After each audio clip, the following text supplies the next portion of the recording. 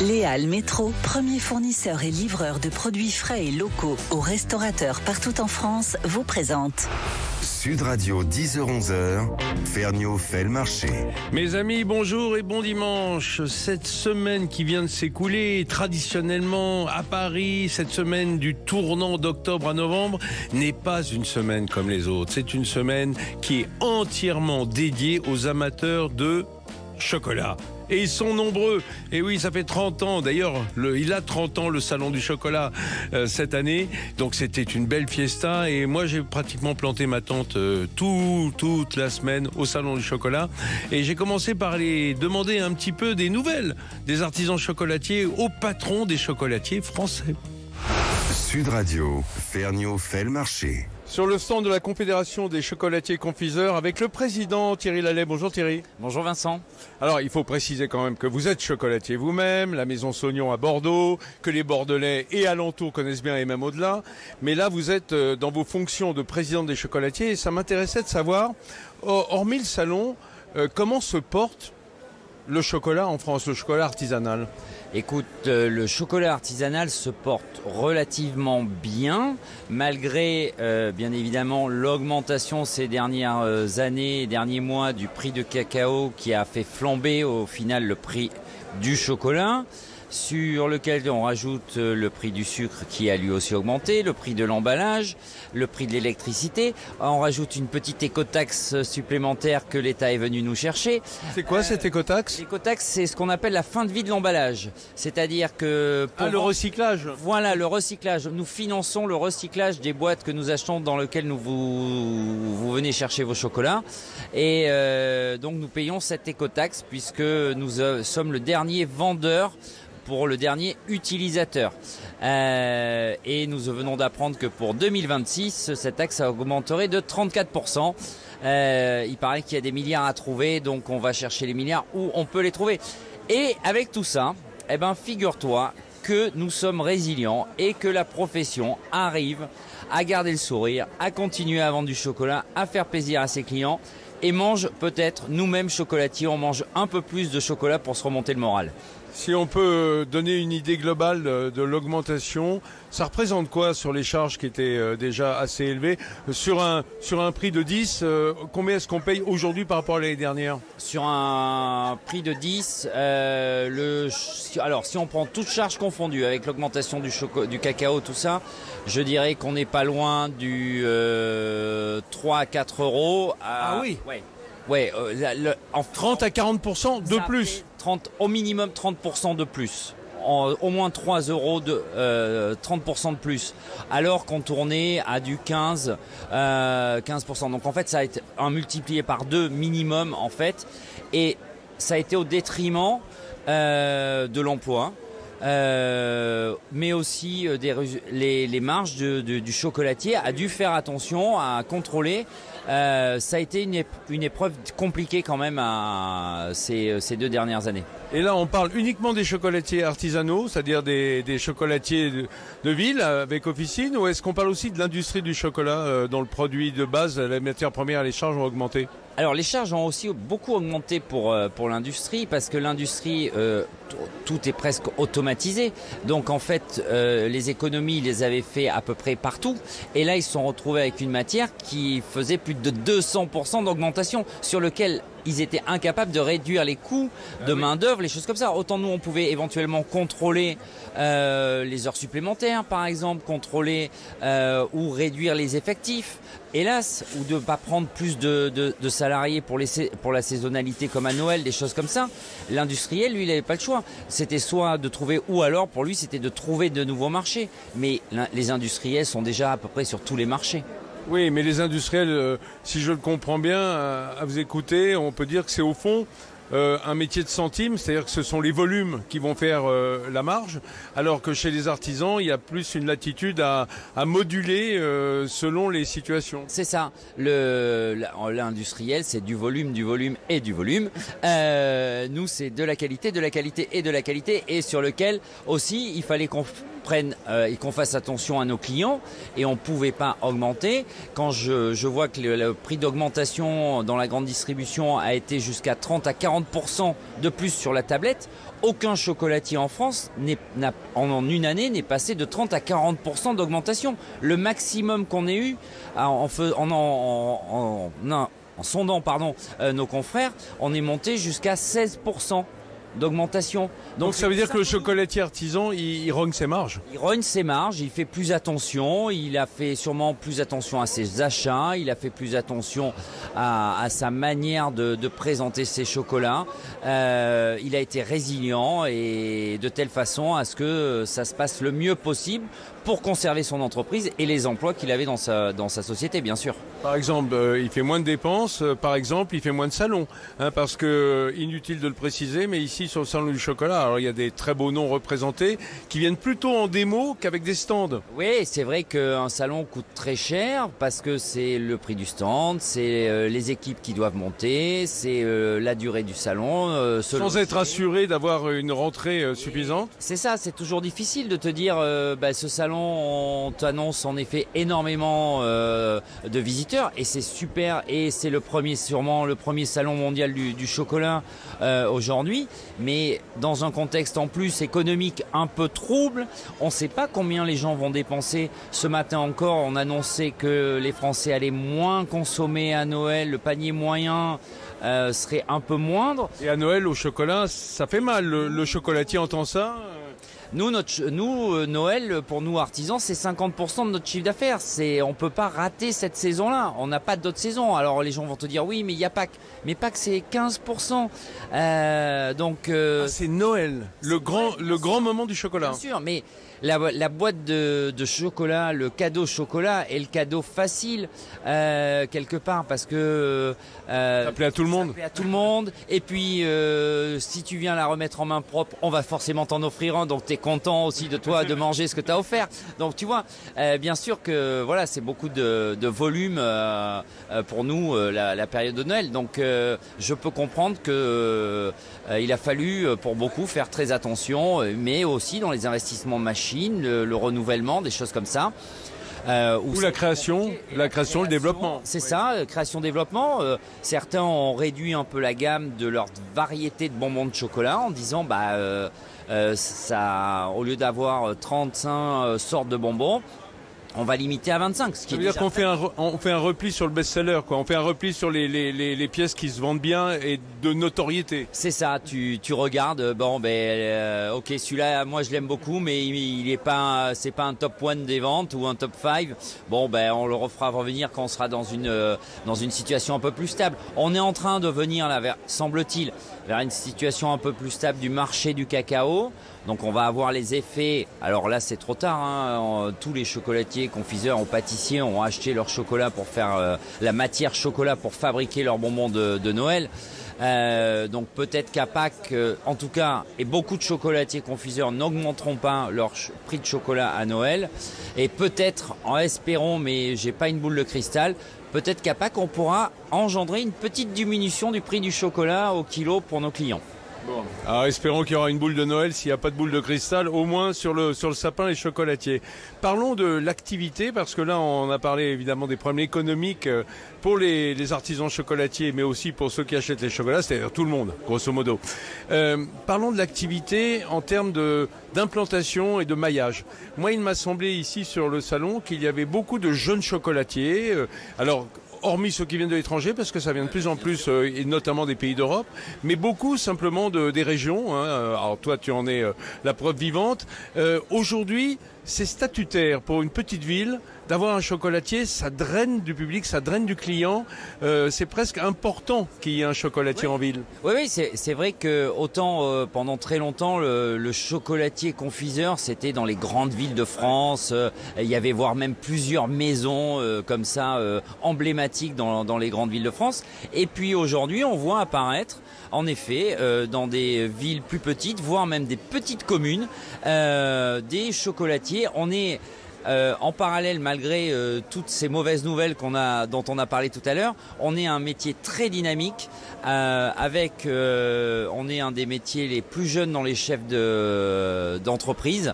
Il y a un vrai engouement et tu as raison de dire que ça crée une vraie dynamique dans les petites villes. Le commerce de centre-ville. C'est le commerce de centre-ville. C'est comme l'importance, on disait toujours l'importance d'avoir son boulanger. Bah, en fait, on est en train de voir qu'il y a une importance d'avoir son chocolatier. Pareil chocolat, quoi.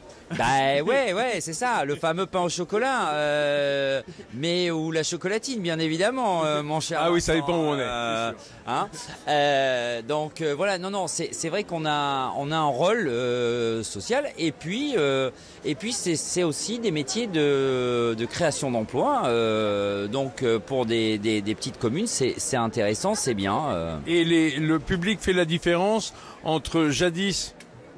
C'est-à-dire un peu en repli, les grandes enseignes belges et autres, c'est-à-dire des enseignes industrielles sous couvert d'artisanat, enfin en tout cas avec une façade d'artisanat, et les vrais artisans chocolatiers. Oui, bien évidemment, d'autant plus qu'on le voit aujourd'hui de plus en plus, comme en restauration, les magasins deviennent des magasins laboratoires, c'est-à-dire qu'on joue avec des vitres.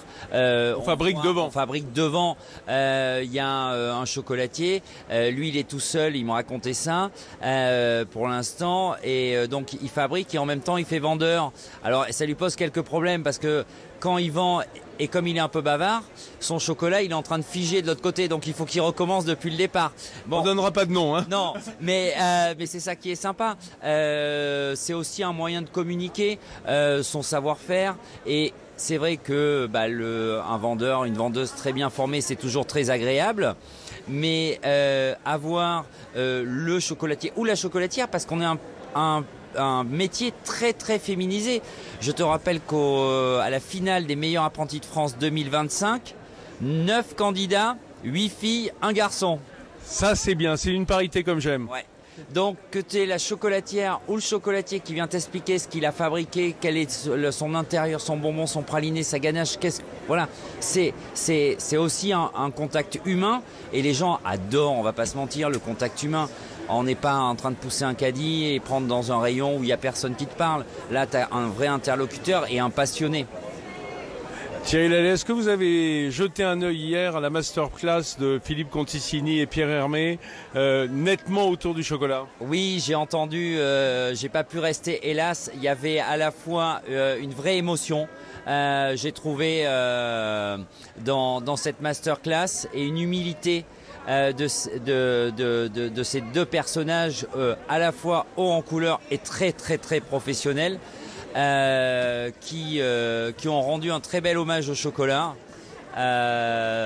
C'est deux exemples aussi pour la jeunesse et qui, malgré leur succès planétaire, ont su rester très humbles. Alors, restez avec nous à l'écoute si vous aimez le chocolat, parce qu'on va revenir ensemble avec Pierre Hermé et Philippe Conticini au téléphone sur cette masterclass historique.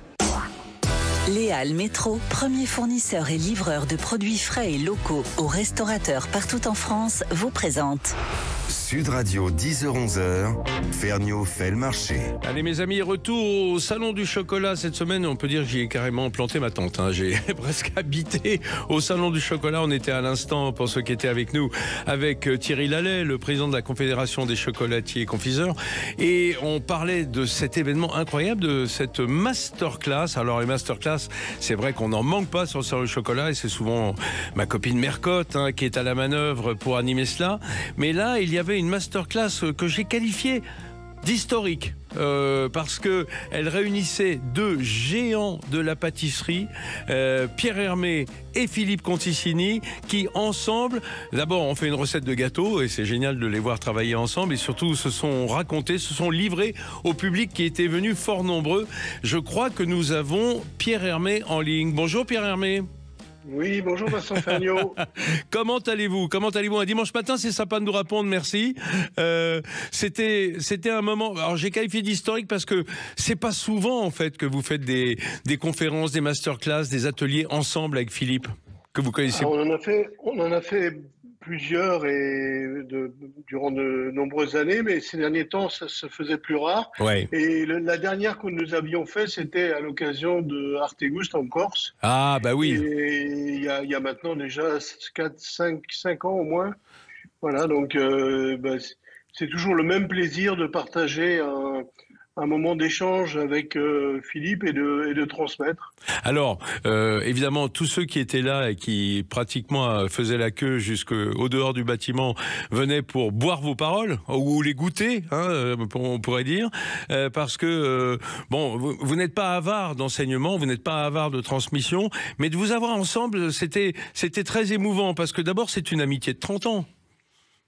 Ah oui, je crois qu'on nous sommes rencontrés la première fois en 89 avec Philippe. Je suis allé manger dans son restaurant.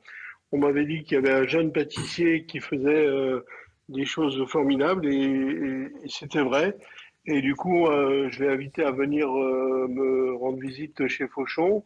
Et puis c'est comme ça que nous sommes rencontrés et puis on a créé cette amitié. Et en fait, je pense aussi dans cette amitié, il y avait une volonté de faire parler de la pâtisserie, de mettre en avant la pâtisserie, de faire sortir la pâtisserie derrière les cuisiniers. Ah ouais, parce que effectivement, les cuisiniers étaient sortis de leur cuisine, mais les pâtissiers étaient encore bien enfermés dans leur labo, hein, à l'époque. Oui. Et ça a changé aujourd'hui ? Ouais, aujourd'hui, on parle au moins autant des pâtissiers que des cuisiniers. Donc oui, je pense que c'est une bonne chose. Et bon, vous avez évidemment mis votre pierre à l'édifice, votre pierre Hermé, évidemment. Excusez-moi de ce jeu de mots lamentable. Mais sortir, oui, non, mais c'est dimanche, hein, en même temps. Hein. C'est bon, voilà, il faut être un petit peu indulgent. Ce qui est clair, c'est que les pâtissiers aujourd'hui sont sortis de la labo, et je dirais même peut-être trop. Parfois, c'est un peu ce qui s'était passé avec les cuisiniers, c'est-à-dire que on aime bien quand même les voir créer des desserts plutôt que être uniquement dans la communication. Moi, j'ai pas de reproche à faire de ce côté-là, mais je pense que c'est important de faire parler de notre métier, de donner envie à des jeunes de faire ce métier. C'était l'objectif de notre masterclass avec Philippe hier, et je pense que on a eu beaucoup de public. On a eu un public qui était fidèle, un public acquis et qui n'a pas manqué de poser des questions. Moi, j'ai bien aimé aussi les questions du public. Eh oui. Parce qu'on a envie d'en savoir plus, quoi. On a envie de rentrer un petit peu dans c'est comme dans la tête de John Malkovich, quoi. Dans la tête de Pierre Hermé, dans la tête de Philippe Conticini, et dans le cœur aussi. Alors, c'est ce que j'ai pris la liberté d'appeler Philippe, hein, parce que je sais qu'il aurait souffert de vous entendre avec autant de compliments à son égard. Philippe, est-ce qu'on est en ligne? Est-ce que vous êtes avec nous? Bonjour oui, Philippe. Alors, je vous ai épargné le début parce que Pierre a été tellement laudateur sur votre amitié, sur ce passé, sur le fait que c'est toujours un plaisir de vous retrouver d'année en année comme ça au cours d'une longue carrière. Et j'ai surtout dit que c'était un moment qui réunissait deux géants de la pâtisserie. Philippe, vous l'avez vécu comment, vous, cette masterclass la semaine passée là, c'était jeudi? Bah oui.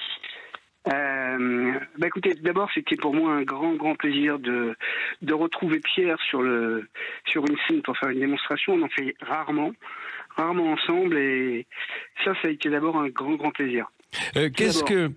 Il a raconté votre rencontre quand il était venu au restaurant, à Table d'Anvers, qui vous a découvert comme pâtissier. Ensuite, vos carrières, je vais pas les refaire, hein, parce que c'est juste je dirais un tapis d'excellence, voilà, une route pavée de pavés d'or. Mais quand on a derrière soi une carrière aussi belle, l'un comme l'autre, avec en plus des particularismes. On se doit de transmettre, et c'est ce que j'ai senti dans cette masterclass cette semaine. J'ai senti cette envie que ça transparaisse, que ça reste, que tout ça effet ne disparaisse jamais, quoi. C'est, je crois, quelque chose d'important pour Pierre et pour moi. Et la transmission, c'est fondamental. Que ce soit bien évidemment la transmission au niveau des professionnels, des gens qui travaillent avec nous, de tout ce qu'on peut faire, des livres qu'on écrit, mais aussi, et bien sûr, du grand public. C'est très, très important pour nous. Qui est venu nombreux, hein, qui est venu extrêmement nombreux cette semaine. Oui, il y avait beaucoup de monde. Et tant mieux si les gens l'ont ressenti comme ça. Tant mieux. Pierre Hermé, d'ailleurs, Philippe parlait des livres, et ils sont nombreux. Lui vient de sortir un livre sur les desserts de Noël, que j'imaginais être un peu la chasse gardée des Alsaciens, comme vous, Pierre. Mais il a un peu marché sur vos plates-bandes, là, vos plates-bandes d'enfance. Oui, mais il m'en voudra pas. Oui, mais c'est bien de faire parler des produits de Noël, et parce que Noël reste quand même une des activités principales du pâtissier. Oui, il y a 5 minutes, et du chocolatier, il y a 5 minutes, Thierry Lallet, le président de la Confédération, nous disait c'est très impactant le marché du chocolat, parce que les matières premières ont tellement augmenté, les charges ont augmenté, et au moment de Noël, ça inquiète les chocolatiers, parce que c'est une grosse part du chiffre d'affaires. Dans vos maisons aussi ? Oui, absolument. Ah, ouais. oui, c'est vraiment très grosse part du chiffre d'affaires. Ouais. Ouais. Avec Pâques qui suit derrière, bien sûr. Oui, ce sont des moments très très importants pour nous. Pierre, puisqu'on parlait de littérature, vous allez sortir là dans les jours qui viennent un dictionnaire. C'est super statutaire de faire un dictionnaire, même s'il est à votre sauce, j'ai envie de dire. C'est le principe du dictionnaire amoureux, c'est de permettre à l'auteur d'exprimer un point de vue et de donner son point de vue sur un thème. Alors, il y a le dictionnaire amoureux de l'architecture, le dictionnaire amoureux du Japon, le dictionnaire amoureux de la gastronomie. Ouais. Et moi, donc, j'ai eu le plaisir de coécrire avec Julie Mathieu. De Food Pâtisserie, c'est la patronne de Food Pâtisserie, oui. Ouais. Et pourquoi ça n'avait jamais été fait ? Ça n'a jamais été fait, et donc... c'est à l'occasion ce livre est publié à l'occasion des 25 ans de la collection des dictionnaires amoureux, dans lequel il existe, je crois, 130 ou 140 titres. Et pour revenir au livre des desserts de Noël de Philippe, les desserts de Noël, vous êtes un peu basé, vous êtes un peu accroché à des recettes régionales ou des régions de France ou du monde ou même d'Italie, ou est-ce que ce sont uniquement des créations autour de l'idée de Noël ? Non, ce sont uniquement des recettes personnelles, des créations autour de Noël. Évidemment, tout ça basé sur des choses qu'on peut connaître. Par exemple, je fais des tablettes de caramel, des cracounets, c'est quelque chose qui me tient à cœur. Attendez, tout ce qui cracouille, vous, c'est pour vous, hein. Tout ce qui est cracounet, cracounant. Et voilà, j'en ai fait comme des truffes, qu'on peut manger comme ça, grignoter. Cette chose très personnelle, parfaitement adaptée à la période de Noël. D'accord. Avec de la gourmandise. Alors évidemment, vous aviez avec vous deux de vos jeunes pâtissiers. Pour Pierre Hermé, c'était Guillaume Violette, Giannis Padafora, qui est votre chef pâtissier, Philippe. Et moi, je vois la dévotion. Peut-être vous, ça vous est naturel. Et puis, vous avez un côté aussi assez paternel, de figure un peu paternelle à l'égard de vos pâtissiers, de vos équipes. Mais eux, ils ont une vraie dévotion. C'est-à-dire qu'ils vous regardent, non pas avec respect, mais avec amour, quoi. Comme on aimerait un père en pâtisserie. Vous avez ce sentiment également ? C'est un petit peu, c'est pas que c'est normal, c'est que on comprend Michael qui travaille depuis plus de 30 ans avec Pierre. Alors Gianni travaille depuis moins longtemps avec moi. Et vous le connaissez bien, Vincent. Il a été près de vous. C'est quelqu'un d'adorable humainement et qui est très respectueux de tout le travail qu'on peut faire et qu'il a vu avec moi. Donc ce sont des gens qui sont proches de nous. Donc c'est normal qu'ils aient qu'il y ait une approche. Allez, on va dire d'affection, si ce n'est de l'amour. Il y a vraiment un truc sentimental, quoi. Absolument. C'est pareil, Pierre. Il y a quelque chose qui nous relie, c'est le métier, c'est le geste, c'est le savoir-faire et le goût du travail bien fait. Donc. Oui, mais ils aiment la personne aussi. Pierre, il ne faut pas vous minimiser. Il n'y a pas que vos gâteaux, il y a vous. On sent qu'ils vous aiment vous aussi pour tout ce que vous présentez, mais aussi pour tout ce que vous leur permettez de vivre, tout ce que vous leur transmettez justement de votre savoir-faire. Si je peux dire, excusez-moi, je voudrais rebondir sur une chose. Hop. Attendez, excusez-moi Philippe, Pierre, vous allez revenir. Cet échange, c'est notre quotidien et c'est vrai qu'on on y prête attention sans y prêter attention parce que c'est naturel. la base même c'est naturel, oui. Ouais. Philippe, qu'est-ce que vous vouliez dire? Excusez-moi. Non, je voulais dire juste continuer sur ce que vous avez dit, c'est-à-dire que ces gens sont vraiment proches de nous, vraiment proches de nous, et c'est comme une deuxième personnalité de ce qu'on est, quoi. Ouais. Et donc voilà, c'est juste pour ajouter sur le fait qu'ils sont vraiment très proches de nous, quoi. Et c'est des gens qu'on aime beaucoup, Guillaume, parce que j'ai vu Michael pour préparer évidemment un petit peu en amont la démonstration. C'est quelqu'un ça se sent, qui est très proche de Pierre, quoi. D'ailleurs, juste une petite parenthèse par rapport au livre de Pierre, qui a eu la gentillesse de me l'offrir, enfin de nous l'offrir à ma femme et à moi. Pierre, elle me l'a volé. Hein. Annie, j'ai essayé de le commencer, j'ai pas pu le finir. Ah ouais. Annie est en train de le dévorer là. Ah bah, ça changera des gâteaux. Si elle mange des livres, maintenant, c'est que elle mange. Vous lui faites pas assez de gâteaux, Philippe. Restez avec nous, Pierre Hermé, pendant la pause de pub, et puis on se retrouve après parce qu'on va parler de ce dessert incroyable que vous avez proposé dans cette masterclass. À tout de suite. Léal Métro, premier fournisseur et livreur de produits frais et locaux aux restaurateurs partout en France, vous présente. Sud Radio, 10h-11h, Ferniaud fait le marché. Oui, mesdames et messieurs, vous n'en croyez pas vos oreilles. Ce matin, nous sommes en ligne avec Pierre Hermé et Philippe Conticini, les deux géants de la pâtisserie française et mondiale. En fait, ça s'est passé cette semaine en masterclass au Salon du Chocolat à Paris. Et il y a aussi dans Ferniaud fait le marché ce matin. Et puis il y aura nulle part ailleurs cette année où on les retrouvera ensemble pour parler de leur amitié et de leur dessert. Pierre Hermé, vous avez été à l'initiative avec Philippe de l'engouement pour le Salon du Chocolat. C'est d'ailleurs à cette occasion que vous étiez réunis cette semaine pour le trentenaire. Vous étiez là au début, il y a 30 ans, au démarrage.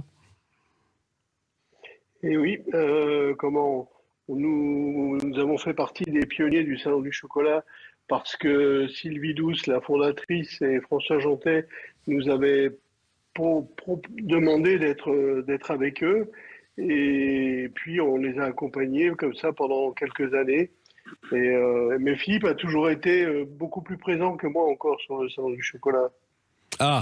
Oui, Philippe. Les 2-3 premières années, on était vraiment ensemble. Hein. Vraiment. Après, moi, j'ai un peu perduré, mais on a vraiment... c'est ça, c'est... Vous voulez dire Jantet, hein. Votre copain Pierre a volé vers d'autres destinations. Il vous a laissé un petit peu au Salon du Chocolat et vous étiez bien content de le retrouver là, au bout de 30 ans. On s'est quand même croisés à New York au Salon du Chocolat. Oui, la promotion... La promotion s'est faite partout. En tout cas, c'est beau cette fidélité. Et je peux témoigner, puisque vous m'avez fait l'amitié de me demander d'animer un peu cette masterclass avec vous, de l'engouement du public, de l'attente. C'est ça qui est incroyable. Hein. Ils sont venus, ils attendaient de recevoir des révélations. Et d'ailleurs, vous n'êtes pas avare d'ailleurs de parler de choses qui sont assez personnelles. C'est ça qu'on voulait également. Et notamment ce dessert, à l'initiative de Pierre, parce que l'idée c'était de vous voir faire un dessert ensemble. Est-ce qu'on peut parler de ce dessert assez incroyable qui était une sorte de terre-mer, hein, puisqu'il mêlait des produits à la fois marins et des produits terriens dans le chocolat. Pierre, rappelez-nous ce que c'était. Alors c'est un sablé au chocolat avec une touche de yuzu. Ouais. C'est des fines feuilles de chocolat pure origine Belize, plantation Xiboun. Ouais. C'est une crème chantilly au chocolat et algues nori, un confit de yuzu et un biscuit mousse avec un croustillant de chocolat. Un biscuit mousse au micro-ondes. Hein. Ça m'a beaucoup surpris, on va en dire un mot. Les produits, évidemment, typiquement, ce sont les produits on va dire du sourcing, j'aime pas trop ce mot-là, mais de la recherche que vous faites en permanence. Hein. Les grands pâtissiers comme vous font de la recherche de produits, de matières premières qui soient d'exception. Le yuzu, Pierre, vous en avez été un des promoteurs à tel point que, comme il n'y en avait pas assez pour vos productions, vous avez créé un goût yuzu à partir d'autres agrumes. Comme il n'y en avait pas à l'époque, on n'en trouvait pas dans... Voilà. On ne trouvait pas facilement, donc vous avez dû vous débrouiller amoureux du yuzu pour créer un yuzu à partir d'autres agrumes. D'ailleurs, comme on ferait des croisements d'agrumes pour en avoir d'autres, vous avez croisé les parfums, quoi. Voilà, j'ai fait avec des agrumes que je cuisais à la cocotte minute. Donc c'était dans les début des années 2000. Ah ouais. Et depuis, le yuzu est devenu si important qu'on en plante même en France, hein, vous le rappeliez lors de cette masterclass. Oui. Sud-Ouest, Corse. Dans le sud de la France, on en trouve en Corse, voilà.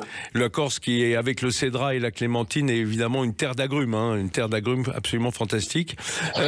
Philippe, est-ce que vous avez été étonné, enfin connaissant Pierre peut-être pas, hein, mais est-ce que vous avez été étonné de l'adjonction, puisque ce dessert s'appelle algae, comme une algue, de l'adjonction de ce nori dans la crème fouettée qui venait complémenter le chocolat? Alors non, pas étonné d'abord parce que je connais Pierre, donc ça ne m'étonne pas de Pierre. Il est capable de tout. Oui, c'est un dessert qui vient principalement de Pierre. Ouais. Et puis pas étonné non plus parce que quand on goûte cette crème chantilly qui est assez dense et en même temps extrêmement fondante en bouche, quand on la goûte et quand on la déguste à l'intérieur du dessert, on a un goût global qui est vraiment prégnant, long en bouche, et qui permet de souligner un peu comme, j'exagère un peu, mais un peu comme de la fleur d'or de sel, ce côté un peu iodé, vous savez, le goût global du yuzu, du chocolat, est extrêmement agréable, extrêmement agréable. Pierre Hermé, un mot, puisque vous en avez parlé lors de cette masterclass, mais je voulais que les auditeurs en profitent. Comment vous est venue l'idée de mettre du nori, qu'on voit généralement sur nos sushis, hein, sur nos makis, avec le chocolat Belize? Quel a été le déclic? J'aimais bien le côté végétal, marin et légèrement salé de l'algue nori. Ouais. Et j'ai commencé par le mélanger dans du chocolat, tout simplement pour en faire des tablettes. Et comme j'ai bien aimé cette association dans la tablette, j'ai fait un bonbon chocolat qui s'appelle Algae. Et avec une fine pâte de fruits au yuzu et citron. D'accord, ouais. C'est une ganache au chocolat et algues nori et enrobée de chocolat noir. Et puis ensuite, j'ai commencé à faire un millefeuille. J'ai commencé à faire ce lichen, ce que j'appelle lichen de chocolat. Et puis voilà, peut-être que j'en ai fait aussi un gâteau, un entremets. Ouais. Et puis donc c'est comme ça que j'ai développé cette association de saveurs. Ouais. Entre chocolat noir, yuzu et algues nori, que j'adore, j'aime beaucoup. Je l'ai bien senti, oui, l'autre jour. Philippe, est-ce que vous êtes familier de ce... Alors moi, je le surnomme sponge cake, hein, gâteau éponge, cuit au micro-ondes, une sorte de soufflé très aérien. Alors, c'est une technique que je connais bien depuis longtemps, mais ça, c'est une technique qu'on a plus ou moins empruntée à un grand cuisinier qui s'appelle Ferran Adria. Et lui a été, je crois, le premier à se servir du siphon, depuis longtemps, déjà, dans les années 90.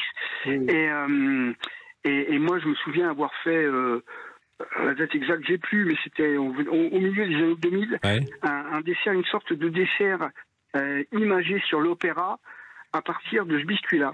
Ouais, qui est très mousseux et aérien parce qu'il y a des grosses bulles dedans. Il y a d'abord les bulles du siphon, mais il y a le micro-bulles du siphon, mais il y a surtout les grosses bulles créées par la cuisson au micro-ondes. Absolument. Et c'est très important d'insuffler de l'air. C'est l'air sous pression qu'on insuffle, qu'on met dans un gobelet ou quelque chose qui va au micro-ondes, sans oublier de faire un petit trou au fond sous le gobelet. C'est pour ça qu'un gobelet en carton, c'est parfait. De façon à ce qu'il y ait une sorte de passation d'appel d'air, quoi, oui. Et voilà, c'est ça.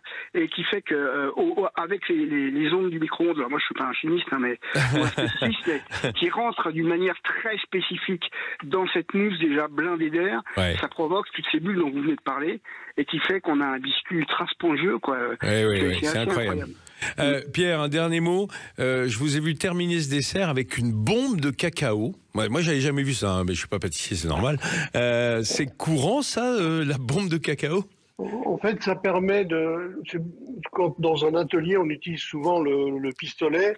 Et comme on fait des quantités plus importantes, mais lorsqu'on fait une toute petite quantité comme ça, c'est la bombe de cacao avec beaucoup de beurre de cacao. Ça permet de pulvériser sur des petites surfaces et rapidement. En tout cas, je peux vous dire que cette semaine, ceux qui étaient là ont eu le sentiment de vivre un moment suspendu, un moment d'intimité dans la tête de Philippe Conticini et dans la tête de Pierre Hermé. Je vous remercie d'avoir passé ce moment encore avec moi ce matin.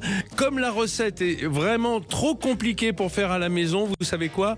On va retourner au Salon du Chocolat où j'étais avec Hugo Pralu, le fils de François Pralu, qui va nous donner une recette de mousse au chocolat très facile. Merci à vous, messieurs, et à bientôt. Sud Radio, Ferniaud fait le marché. Comme vous le savez, la fin de l'émission est vouée à une recette. Bon, au Salon du Chocolat, je ne peux pas vous donner autre chose qu'une recette de chocolat.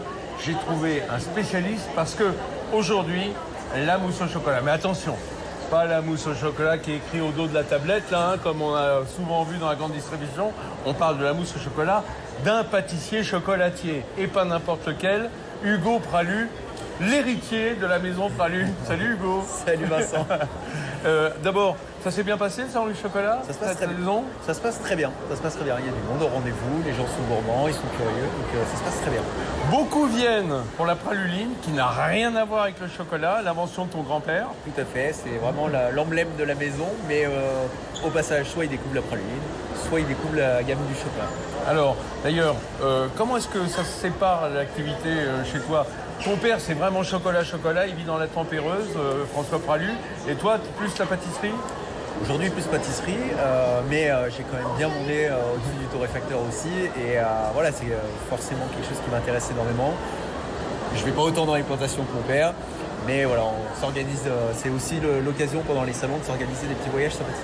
Et on en profite pour dire qu'il y a quand même, puisqu'on parlait de la praluline, une praluline au chocolat. Exactement. Et pas seulement au salon. La brioche au chocolat, c'est pas pareil. Oui, on ne peut pas l'appeler praluline, parce qu'il y a quand même une marque déposée sur la praluline, bien sûr. Alors Hugo, je me suis dit, souvent, ceux qui nous écoutent, nos auditeurs, nos auditrices, ils ont une mousse au chocolat en tête. La mousse au chocolat, c'est vraiment un dessert de la famille, de la maison. Est-ce qu'on peut dire que, par exemple, chez toi, si tu remontes dans tes souvenirs d'enfance, il y avait la mousse au chocolat qu'on faisait à la maison et une autre qu'on faisait dans les pâtisseries Pralu? Alors il y a forcément, moi celle qui m'a un peu transmis le virus de la pâtisserie, c'est ma grand-mère. Donc j'ai beaucoup mangé de mousse au chocolat à la maison qui sortait d'un sachet, ou voilà, enfin des recettes avec les desserts quand j'étais petit. Mais il y en a une chez Pralu qui est quand même beaucoup plus intense au chocolat, forcément, et qui est plus emblématique de la maison. On peut dire de ta grand-mère qu'elle a 104 ans aujourd'hui, c'est ça? Et qu'elle a été nourrie au chocolat, ça conserve bien. Elle va avoir 106 à la fin de l'année. Ah merde, j'ai raté 2 ans. Ah dis donc, le temps passe si vite, mais c'est parce qu'elle paraît tellement jeune. En tout cas, on l'embrasse, la reine-mère chez Pralu, 106 ans bientôt et nourrie au chocolat. Donc vous voyez, à manger du chocolat, il y a plein de bonnes choses dedans. Alors, revenons, comment s'appelle-t-elle cette mousse chez Pralu? La mousse Paris-Dakar. Paris-Dakar. Ouais. Donc on est à mi-chemin, c'est un rallye. On va essayer de donner toutes les étapes de ce rallye Paris-Dakar en chocolat. Quelle couverture est-ce qu'il faut prendre? Quel chocolat est-ce qu'on prend chez Pralu? Alors, il faut prendre un chocolat assez intense avec un gros pourcentage. On va commencer à 75, mais on peut faire aussi avec du 75, du 100%. Moi, je recommande plus un 75 parce que voilà, tout le monde n'aime pas le 80 ou le 100%. Moi, par exemple, parce que j'aime bien qu'il y ait un petit peu de sucre quand même. Oui, un peu de gourmandise, voilà. Ouais. Donc non, mais c'est une mousse qui va être assez intense, vraiment faite pour les vrais amateurs de chocolat. Hugo, quand on parle de chocolat, je blaguais sur le sucre, mais c'est un peu, si on met un chocolat très intense, on va mettre un peu plus de sucre dans la mousse et on va en mettre un peu moins si on a un chocolat plus faible en sucre. Après, on peut s'amuser avec les pourcentages, les proportions des ingrédients. Nous, c'est vrai qu'on met pas beaucoup de sucre. Oui, ça c'est le Pralu Touch. D'ailleurs, ton père François, il trouve surtout trop sucré quand il goûte ailleurs. Oui, c'est vrai. Il aime bien que son chocolat il soit très représentatif de la fève de cacao et mettre en avant vraiment les terroirs et du coup pas dénaturer avec le sucre. Alors, comme ça, je vous donne un truc en fait, si vous connaissez la maison Pralu. Tout le sucre qu'ils achètent va dans les pralulines, mais en côté chocolat, il y en a très peu. Oui, c'est à peu près ça. C'est à peu près ça, pour faire simple. Bon, alors donc on prend un chocolat au moins 65-70%. Oui, Ah, on peut monter à 75-80. si on trouve. Voilà. Ensuite, qu'est-ce qu'il faut comme ingrédient? Alors, il faut de la crème. On va faire une ganache. Une crème liquide? Une crème liquide, 35% de matière grasse. D'accord. Ensuite, il nous faut des blancs d'œufs et du sucre. Et c'est tout? Et c'est tout. Pas les jaunes, on les laisse, on fait de la mayo ou... Bah, après, on peut les utiliser pour une autre recette et en effet, pour faire une mayo, en effet. D'accord, donc on va être entre une mousse maison qui est uniquement aux œufs et une mousse pâtissière où on utilise la crème, un peu la crème fouettée pour foisonner. Exactement. Donc, en fait, on va faire fondre le chocolat au bain-marie. Ensuite, on va ajouter la crème. Alors comment tu le fais d'ailleurs? Au bain-marie ou est-ce qu'on peut le faire au micro-ondes à la maison? Moi, je préfère au bain-marie, quand même. Tu contrôles mieux? On contrôle mieux et ils font doucement. On ne fait pas trop monter en température parce qu'au micro-ondes, on peut risquer de brûler le chocolat. On va voir, quand ça commence à grésiller et à faire des bulles, c'est pas bon signe. Voilà, et puis vous êtes chocolatier, donc je comprends que vous respectez le produit. Qu'est-ce qu'on peut dire, grosso modo, si on a un thermomètre, c'est quoi, 50, 55 degrés? Oui, 50, c'est très bien. Ensuite, on fait chauffer la crème à côté. Et ensuite, on vient mélanger à la maryse ou un fouet. Voilà, puisqu'on va faire une mousse finalement, donc on peut incorporer de l'air. Ça va faire une ganache qui Un est peu légère. Non, qui est plutôt assez grasse même. Ah bon, d'accord, c'est grasse, mais... Voilà. Non, je disais légère parce qu'on foisonnait déjà un peu au fouet, mais non, faut pas se... Non, elle est assez grasse et puis voire même elle a tendance un petit peu à trancher la mousse Paris-Dakar au départ. Mais il ne faut pas s'inquiéter. Trancher, ça veut dire que c'est quand ça se dissocie, c'est ça? Voilà, il y a le gras qui remonte, le gras du chocolat généralement qui remonte en fonction du chocolat qu'on achète bien sûr. Le gras qui va remonter un petit peu en tout cas sur la Fortissima qu'on utilise chez nous. Et ensuite on fait à côté monter les blancs. Oui. On les monte bien et on va les serrer avec un peu de sucre. Alors, quand tu dis bien, ça c'est intéressant.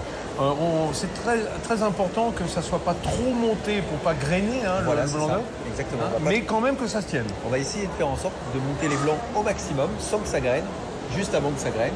Et ensuite, on va serrer la meringue, les blancs d'œufs avec le sucre pour lui donner un peu de rigidité et incorporer ça dans la ganache avec une maryse par contre. On peut dire que, grosso modo, consistance de mousse à raser, même s'il n'y a plus beaucoup de mousse à raser en bombe aujourd'hui. C'est ça, exactement. Et on serre, c'est-à-dire qu'on va lui donner un peu ce côté meringué avant cuisson, c'est-à-dire un peu tranchant, on peut passer un couteau dedans. Voilà. Ça... Et elle va se raffermir un petit peu. Donc du coup, quand on va la mélanger avec la ganache, en fait, on va la mélanger avec la maryse doucement, délicatement, pour vraiment pas trop casser les blancs d'œufs. Et ça va donner ce côté aérien à la mousse qu'on va laisser reposer ensuite dans le frigo pendant quelques heures. Et puis après, on peut déguster. Un petit point technique quand même. On ne peut pas sucrer les blancs d'œufs avant, c'est-à-dire déjà les mélanger au sucre avant de les monter? Non, on sert toujours une meringue, on sert toujours des blancs après. J'aime bien le on sert toujours. Non mais c'est formidable parce que toi tu es un jeune. Et là, tu me parles en fait de technique. Genre, on n'y touche pas. Ça, c'est comme ça que c'est fait, on n'y touche pas. En fait, c'est des process qu'on apprend assez jeunes et puis en fait, qui sont ancrés. Nous, on fait cette recette de cette manière-là. Voilà, on vient ajouter le sucre progressivement au fur et à mesure que ça monte. Une fois que c'est monté, on va venir serrer en fait les blancs avec du sucre. Voilà, tout simplement. Mais vers la fin. Combien est-ce que tu préconises de temps de refroidissement au réfrigérateur pour que la mousse ait sa belle consistance? Il faut un peu de temps, il faut un peu de patience, il faut s'y prendre un petit peu à l'avance. Moi je dirais qu'il faut bien, en fonction de la quantité bien sûr, il faut bien 1 heure à 2 heures. Nous c'est vrai que on va faire des gros culs de poule quand on a pas mal de gâteaux à faire. Attendez, le cul de poule, attendez, c'est pas une recette, c'est un récipient. Non mais je tiens à préciser. Non parce qu'ils font des poules en chocolat aussi. Donc... aussi une unité de mesure chez nous. Mais on va laisser reposer 2 heures. 2 heures, voilà. Et si c'est chez vous, si c'est la nuit, ça gêne pas, ou l'après-midi entière. Si c'est une nuit, c'est encore mieux. On filme quand même pour éviter que... Parce que le gras risque de prendre les arômes du frigo. Oui, on filme toujours au contact. Bon, vous avez quand même une mousse de pro, là. Merci Hugo. Hugo, un dernier truc. Est-ce qu'on peut avoir la recette écrite pour le site? Parce que ceux qui nous écoutent sont déjà en train de baver sur leur poste de radio. Enfin, il n'y a plus beaucoup de postes de radio. On écoute rarement au poste de radio maintenant. Mais en tout cas, on va avoir la recette écrite. Oui, je vais te la donner, Vincent. La fiche technique ou une recette compréhensible par tout le monde? Parce que les pâtissiers, ils ont des codes presque. Je vais t'envoyer la fiche technique, qui est assez simple. Il y a 4 ingrédients, tout le monde peut la faire. Merci Hugo, on va se régaler à ta santé et à la santé de ton père François qu'on embrasse. Merci Vincent. Sud Radio, Ferniaud fait le marché. Oh là là mes amis, comme le temps passe, on se laisserait bercer par des parfums de chocolat. Bah écoutez, la semaine s'est bien passée. D'ailleurs, je vous signale que si vous êtes en région parisienne ou à Paris, c'est jusqu'à ce soir, hein, le salon du chocolat. Vous avez encore le temps d'aller faire vos emplettes de Noël. Pour ce qui est de nous, eh bien on va se diriger tranquillement vers les infos de 11h. Puis après, vous retrouverez comme d'habitude les meilleurs moments des Chevaliers du Fiel. Et puis ensuite, allez hop, en cuisine, mousse au chocolat pour tout le monde. C'est pas mal pour un dimanche. Et puis évidemment à l'écoute de Sud Radio. À la semaine prochaine. Les Halles Métro, premier fournisseur et livreur de produits frais et locaux aux restaurateurs partout en France, vous a présenté Sud Radio, Ferniaud fait le marché.